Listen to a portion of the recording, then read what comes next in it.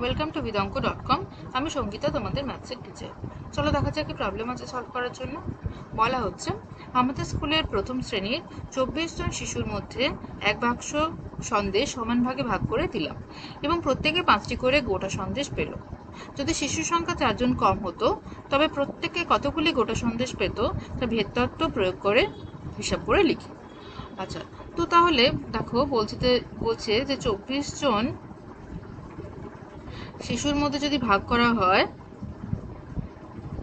24 জন শিশুর মধ্যে ভাগ করলে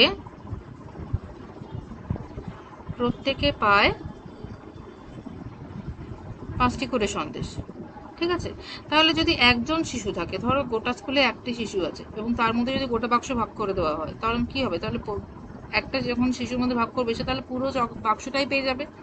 তাই তো, পুরো বাক্স মানে যে যতগুলো সন্দেশ আছে তার মধ্যে মানে 24 ইন্টু 5 সব সন্দেশ কটাই ওই পাবে।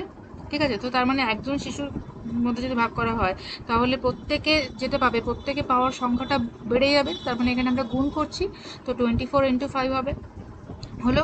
আচ্ছা, এবারে বলছে যদি 4 জন শিশু সংখ্যা কম হয়, তো 4 জন যদি কম হয় 24 জন থেকে, তার মানে হচ্ছে 20 জন।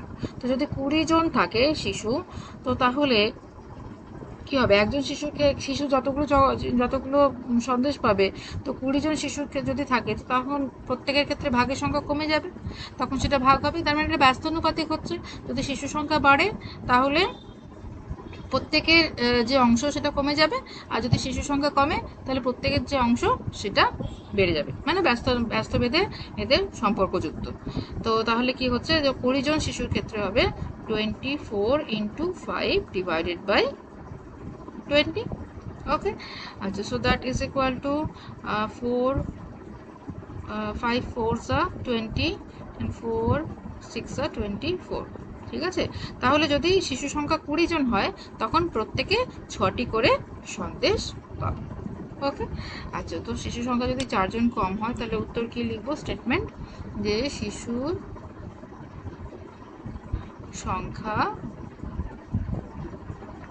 4 জন কম হলে প্রত্যেকে 6টি করে সন্দেশ পাবে। ওকে, তো this is our answer. Thank you for watching বিদঙ্ক.com। অঙ্কের আরও প্রবলেম এবং সলিউশনের জন্য আমাদের ওয়েবসাইট অবশ্যই ব্রাউজ করুন।